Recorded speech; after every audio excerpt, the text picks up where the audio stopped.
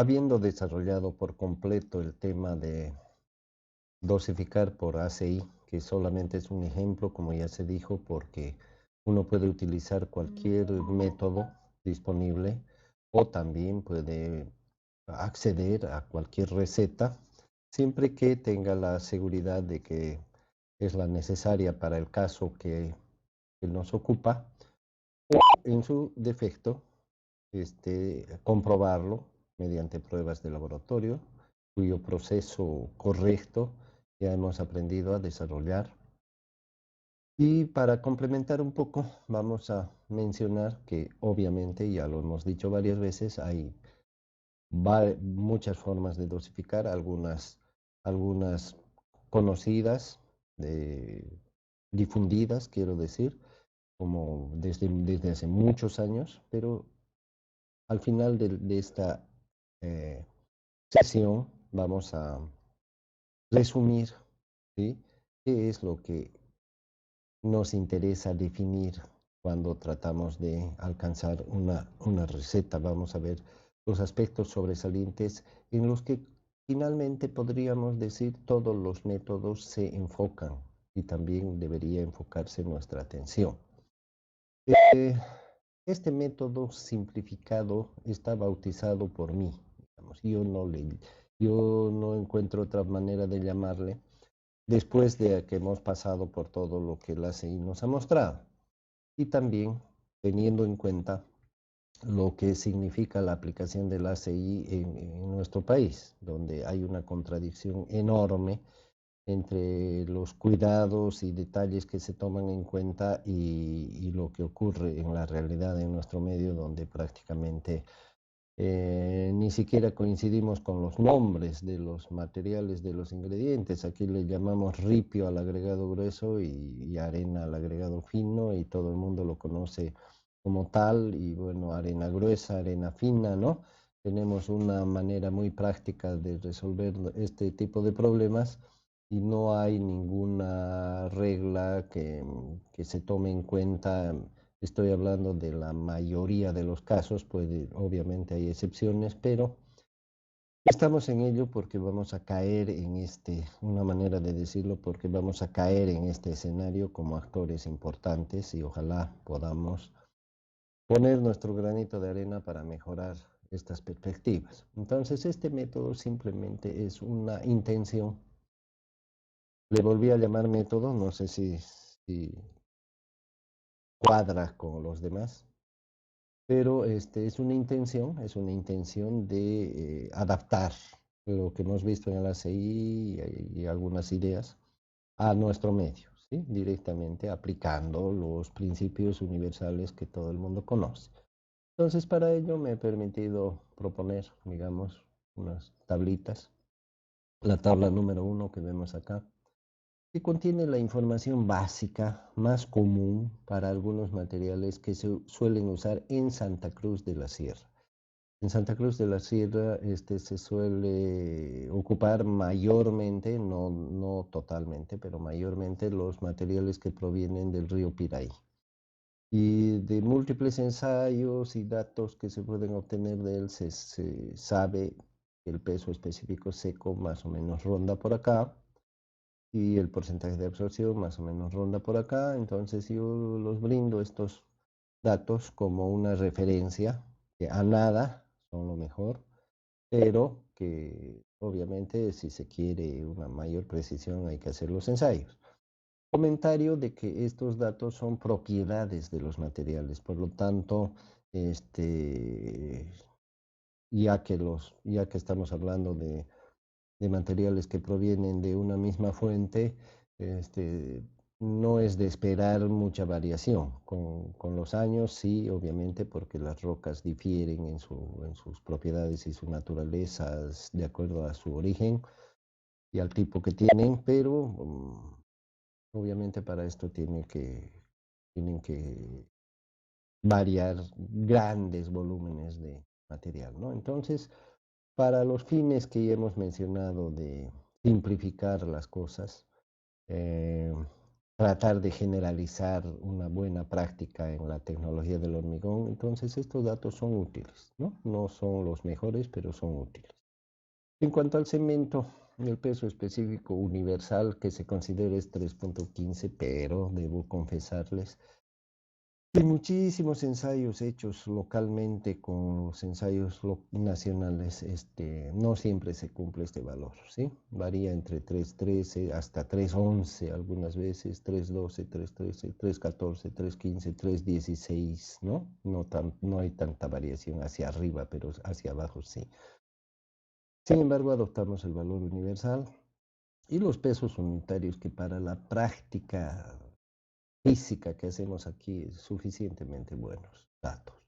Por otro lado, esta otra información, la tabla número 2, que nos sugiere también algunos datos adaptados, ¿no es cierto?, en cuanto al hormigón fresco. Lo clasificamos el hormigón en tres: seco, blando y fluido, y dependerá de nosotros cuál de las características de consistencia adoptamos. Para mayor referencia, decimos que el seco es con un asentamiento menor a 5, el blando entre 5 a 10 centímetros y el fluido con un asentamiento mayor de 10.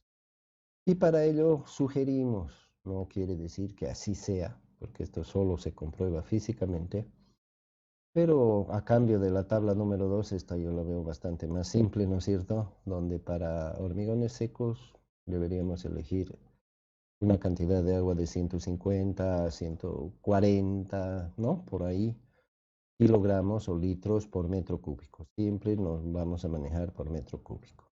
Y para hormigones fluidos, cantidades de agua mayores a 180. ¿Sí? Hasta cuando me refiero a estos datos de la forma que lo estoy haciendo, un poco bajándole la calidad a lo que ya hemos estado viendo, aún así siento que estamos por encima de lo que se suele hacer, porque de hecho en nuestro medio ni siquiera se mide el agua, entonces es algo bastante conflictivo, digamos. Acá tenemos una tabla número 3 que se refiere al hormigón endurecido, donde vamos a hablar de un hormigón con una resistencia muy buena, siempre hablando del medio, porque esta resistencia que yo digo fuerte o muy buena, en otros países es la normal, digamos, a la que se accede en los trabajos corrientes. Pero siendo realista, ¿no es cierto? Acá la llamo fuerte o muy buena. Buena, la que comúnmente se utiliza, y regular, la que se puede aplicar para obras menores sin mayores riesgos, ¿no? Y sus relaciones agua-cemento aproximadamente proporcionales, digamos, inversamente proporcionales, obviamente, que se podrían aplicar, ¿sí? Y la tabla número 4, que es la novedad aquí y que nos va a permitir resolver el problema de los agregados, porque hasta acá, si nos fijamos, la primera tabla solamente es informativa, la segunda tabla se refiere al hormigón fresco, la tercera al hormigón endurecido, y sabemos que en el hormigón fresco lo que gobierna principalmente, entre otros factores, es el agua, y aquí está el agua. Y en la etapa del hormigón endurecido también sabemos que lo que gobierna en gran medida es la relación agua-cemento. Entonces prácticamente tanto el agua como el cemento estarían resueltos ya con las dos tablas precedentes. Por lo tanto, nos faltaría resolver el tema de los agregados y esta tabla número 4 justamente nos sirve para eso. Esta tabla número 4 nace de los Estados Unidos, de una intención, digamos, de responder a una experiencia práctica, porque en la práctica se ve que el hormigón que tiene mayor contenido de arena, si bien es más dócil, de agregado fino, ¿no es cierto? Si bien es en relación al agregado grueso, si bien es más dócil, más manejable, más fácil de manejar en el estado fresco, pero también cuando se endurece este hormigón es más frágil. Elijo la palabra frágil para dar una referencia de más o menos a qué nos estamos refiriendo. Si yo tuviera imaginariamente dos tabletas del tamaño de un celular, digamos, y una hecha con mortero, con arena fina, y otra hecha con mortero, con arena gruesa, y las empiezo a golpear en una mesa sin esperar el resultado, solamente por percepción, por instinto, por sugestión, no sé. ¿Cuál creeríamos que se va a romper más fácilmente? ¿La que tiene granos gruesos o la que tiene granos finos? Yo creo que la mayoría responderíamos la que tiene granos finos. O sea, desde ahí, desde la percepción humana, ya se puede detectar de que los agregados gruesos cumplen, los granos gruesos cumplen un papel de trabar, de unir las partes finas de la pasta o del mortero, como quisiéramos llamarle. Lo mismo pasaría en el caso del hormigón. Entonces, esto se ha podido apreciar realmente en la práctica a través de los años al observar el comportamiento de los distintos hormigones. O sea que de alguna manera el contenido de agregado fino tiene influencia en la durabilidad del hormigón. De hecho, en el caso de los hormigones más expuestos, como por ejemplo son los pavimentos, porque los pavimentos ya sabemos que están a la intemperie, les da el sol, les da la lluvia, les da el viento, les da la nieve, en algunos casos granizo y qué sé yo. Y aparte que tienen un servicio en el cual constantemente las cargas están encima y son cargas móviles y son vehículos y además reciben un buen trato o un maltrato de los usuarios. Entonces el hormigón que está expuesto, si pudiéramos dar un ejemplo claro, es el pavimento. Y en el caso del pavimento es regla universal hoy en día en el mundo, ¿no? Regla mundial, digamos, es regla usar poco contenido de arena. O sea, la dosificación de un hormigón nunca debe tener mucha arena, porque esto lo hace más vulnerable a las condiciones en que trabaja. ¿Ok? Entonces, esta es una experiencia, no solamente es percepción, no solamente es sensación, sino es una experiencia comprobada de que el hormigón, mientras más protegido está, más chance nos da de usar el agregado fino. ¿Y por qué quisiéramos usar agregado fino si afecta su durabilidad? Porque nos facilita el trabajo en la etapa fresca. ¿Y por qué no hacerlo si no va a afectar sus condiciones finales, ¿no es cierto? Pero si sabemos que las va a afectar, entonces debería ser una restricción como que la es. Tal es el caso que ya he descrito. Entonces, en esta tablita 4 definimos 3 grados de exposición. Acuérdense de la tabla número 2, aunque esta se refería al uso del aire incorporado, pero más o menos la misma idea. Y en ambos casos esto nos demuestra de que en el resto del mundo es muy importante la durabilidad del hormigón y de las estructuras y de todo lo que se hace en ingeniería, ¿verdad? Como no creo que nadie esté en desacuerdo de que es un factor muy importante. Sin embargo, fíjense en la poca o mucha experiencia que puede tener cada uno de nosotros, cuál es en qué lugar está la durabilidad en nuestro medio. De hecho, es una palabra extraña que recién seguramente la están escuchando muchos de ustedes, en relación a lo que es un requisito para las estructuras, ¿verdad? Es un requisito para los trabajos de ingeniería civil. Entonces nos enfocamos en los resultados inmediatos. Esto hace de que la actitud del profesional ingeniero también esté enfocada en eso y hace un paralelismo entre estos resultados y sus beneficios personales.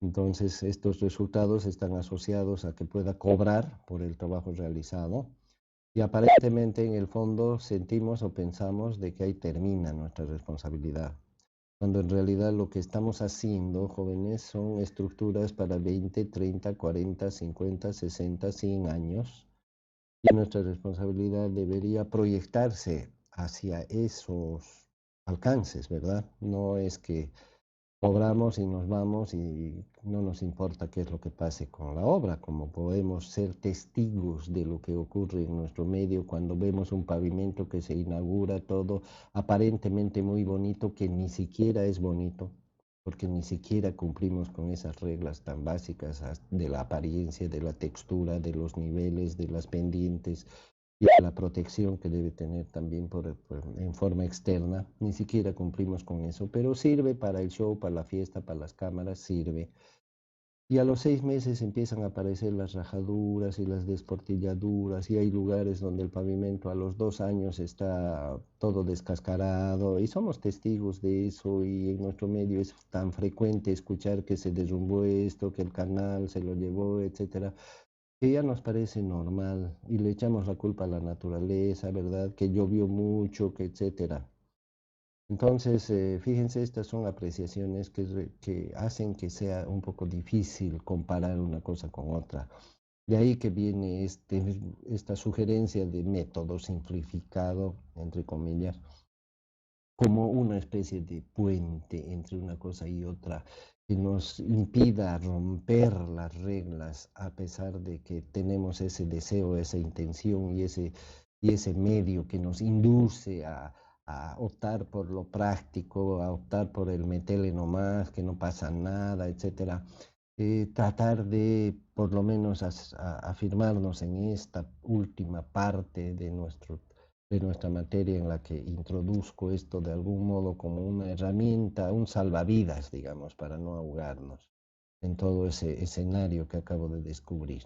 Entonces, acá se describe lo que es la relación SA, que viene a ser el factor que se está introduciendo aquí como nuevo y que tiene que ver con el grado de exposición o condición de exposición del hormigón. Aquí le estoy llamando exposición donde el hormigón protegido, un grado de exposición buena, digamos, un grado de exposición expuesto donde el hormigón está desprotegido y un caso intermedio para que el ingeniero pueda ubicarse ahí si es que no está decidido a algún extremo o al otro. Esta relación que se llama SA, no confundir con agua-cemento, ¿no? Algunos lo hacen, por eso lo digo. Esta relación SA significa agregado fino sobre agregado fino más grueso. O sea, en otras palabras, es el porcentaje de agregado fino en el total de agregados. ¿Correcto? Acá no se expresa como porcentaje, se expresa como una fracción, pero si lo multiplicamos por 100 es un porcentaje. 40%, más de 40% quiere decir mucha arena, menos de 35% quiere decir poca arena y entre 35 a 40 lo consideraríamos un valor medio, ¿sí? Entonces van a ver ustedes la utilidad que tiene esto y en general este método. Para ello asumimos un ejemplo sencillo, una vivienda en Santa Cruz. Entonces entramos directamente. La tabla 1 es solamente referencial, ¿no es cierto? Para los datos que fueran posible o necesarios usar en el camino. Inclusive algunos de ellos no los vamos a usar. ¿Mm? Pero ahí están. Entonces entramos directamente a la tabla número 2. En la tabla número 2, recordando otra vez, subiendo para arriba, aquí vemos la tabla número 2, se refiere al hormigón fresco. Entonces elegimos una de las condiciones de los estados para el hormigón fresco, cuál de las condiciones de consistencia queremos. Queremos un hormigón seco, blando, fluido. Digamos que escogemos uno blando, como parece que en el ejemplo se lo hizo. Y aquí tenemos el asentamiento que supuestamente debe tener y la cantidad de agua sugerida. Entonces, volviendo acá, podemos ver que en nuestro problema evidentemente elegimos un hormigón blando, por lo que elegimos una cantidad de 170, que enseguida vamos a ver, seguramente está en el rango que hemos escogido. Luego pasamos a la tabla número 3 que se refiere al hormigón endurecido. Entonces ahí tenemos que elegir si vamos a querer un hormigón muy fuerte, un hormigón normal o un hormigón no tan fuerte. Entonces, obviamente no estamos hablando en ningún caso de un hormigón malo, ¿no? No hay hormigones malos acá. Entonces elegimos un hormigón mediano, por lo que la relación agua-cemento 0,55. Vuelvo a subir acá y comprobamos que para el hormigón en estado fresco de consistencia blanda, el agua que hemos elegido es 170 y aquí vemos que es 150 a 180, lo cual es correcto.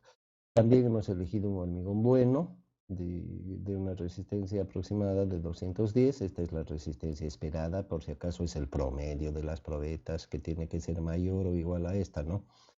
Y además, no mayor o igual, sino por lo menos el promedio tiene que ser igual a este o mayor, mejor si es mayor, sí, correcto. Y hemos elegido una relación agua-cemento de 0,55 que como se puede ver estaría entre 0,5 y 0,6. Por lo tanto, ya tenemos definido el agua y el agua-cemento, de donde despejando el cemento ya tenemos el cemento. ¿correcto? Entonces ya tenemos el agua y ya tenemos el cemento. Fíjense que rápidamente hemos llegado a ello. En el aceite también se llega rápidamente, ¿no? Solamente que ahí usamos 4 tablas en lugar de 2. Y hacemos mayores consideraciones, es obvio, el método es más científico, es mejor, ¿no? Entonces, aunque no hay mejores métodos, sino mejores o peores métodos, sino mejores o peores ingenieros. Entonces, como ya tenemos el cemento y el agua, podemos deducir, ¿no es cierto?, de que si tenemos 1 metro cúbico de hormigón y sabemos cuánto está ocupado por el cemento, y sabemos cuánto está ocupado por el agua, y sabemos cuánto está ocupado por el aire, porque cuando hablamos de volúmenes tenemos que acordarnos que el aire ocupa un cierto volumen, aunque es pequeño, pero acostumbrémonos a hacer las cosas bien. Entonces, el resto del volumen que no está ocupado por el cemento, el agua y el aire, así como hacíamos con el ACI, acuérdense, con el peso, al final en la tabla número 6 que encontrábamos el agregado fino por diferencia del peso unitario, aquí lo vamos a hacer por diferencia con el metro cúbico, lo cual inclusive es mejor que en el método ACI del cual estábamos hablando porque el volumen del hormigón de 1 metro cúbico es fijo y sabemos que 1 metro cúbico son 1000 litros y punto, no hay donde perderse. En cambio, cuando hablamos del peso unitario del hormigón es un acertijo, ¿no es cierto? Tanto que al final tenemos que corregir ese peso unitario. Bien, entonces, asumiendo que el volumen de los agregados va a ser la diferencia entre 1 metro cúbico y el resto de los volúmenes, lo único que hacemos aquí es calcular esos volúmenes, ¿no es cierto? Tenemos 1 menos el volumen del cemento dividido entre su peso específico por 1000, más el volumen del agua dividido entre su peso específico por 1000, más 0,01, que sería que el aire que estamos considerando como 1%, que cuando no se usa aire incorporado siempre vamos a asumir un volumen de 1% para todos los hormigones. Haciendo operaciones resulta que el volumen de los agregados quiere decir el volumen que no está ocupado en el metro cúbico de hormigón es 0,721. Y aquí entra la relación SA. Aquí entra la relación SA. Volviendo para arriba, vamos a la tablita número 4 que nos dice, ¿su hormigón está protegido, está medio o está expuesto? En nuestro caso podríamos decir que está protegido, porque como es para una vivienda, la vivienda va a tener su techo, va a estar bajo techo en primer lugar. Si lo revocamos y lo pintamos el hormigón, además va a estar bien guardadito, no bien protegido, por lo tanto podríamos considerar que el porcentaje de arena sea mayor al 40%. Entonces, si es que es así, vamos a ver qué hemos hecho en el ejemplo en realidad. Entonces, aquí está aplicando la relación agua-cemento. Fíjense, se elige 0,43. 0,43. Hemos elegido un valor mayor a 0,40. ¿Por qué? Porque la condición del hormigón no los permite. No es muy recomendable ir más allá del 45% en arena, ¿no? Porque ya estamos excediéndonos, digamos, en nuestras pretensiones de docilidad. Entonces tenemos el volumen de los agregados disponible, volumen para los agregados, mejor dicho, disponible en el metro cúbico de hormigón y sabemos que de ese volumen el 43% tiene que ser arena. Entonces multiplicamos ambos y este va a ser el volumen de arena, ¿no es cierto? Por lo tanto, el volumen de agregado grueso o de ripio, como lo ponemos aquí para estar más en armonía con la realidad local, entonces va a ser el volumen total disponible menos el volumen del agregado fino. Por lo tanto, aquí ya tenemos el volumen de arena y el volumen de agregado fino y de agregado grueso. Y lo bueno es que, jóvenes, estamos haciendo cuadrar el metro cúbico, ¿no es cierto? Porque estamos hallándolos por diferencia. Entonces, lo único que nos faltaría aquí es deducir estos volúmenes, cuánto de peso significan para completar nuestra dosificación, porque ya sabemos que nuestra dosificación tiene que expresarse en peso por metro cúbico de hormigón. Lo del metro cúbico ya está salvado y con más precisión que en el ACI que nos guiamos por el peso unitario del hormigón. Y tenemos que la arena significa 806 kilos y el ripio 1028 kilos. Fíjense que aquí medio que no cuadra la humedad, ¿no? No cuadra, pero como por obligación tenemos que poner una humedad por razones académicas, porque si no, no seríamos ingenieros, ¿verdad? Si ponemos 866 kilos de arena sin mencionar en qué estado de humedad está, pero por obligación colocamos esto seco, podríamos colocar cualquier cosa porque sabemos que en la práctica, en nuestro medio, no se va a tomar humedades ni nada por el estilo, ¿no es cierto? Y lo que estamos tratando de hacer es tener un pasaje para entrar en esta realidad, un pasaje que nos permita al mismo tiempo de no ir contracorriente, que nos permita no violar las reglas que hemos aprendido, que nos gobiernan el agua, la consistencia, junto a otras propiedades, la relación agua-cemento, la resistencia, junto a otras propiedades, y la cuadratura del asunto de que sea un metro cúbico, ¿no? O sea que estamos cumpliendo con varias cosas que ordinariamente no se cumplen en nuestro medio, de donde tenemos el resultado final de la receta buscada. En resumen, conclusiones, para optar por una manera rápida de dosificar. Definir el agua es el primer paso, ¿no? Definir el agua. En función del agua, definir la relación agua-cemento de donde se obtendremos el cemento. Y por diferencia, usando la relación SA, obtenemos los agregados. Fíjense que sencillo resulta el resumen que acabo de hacer.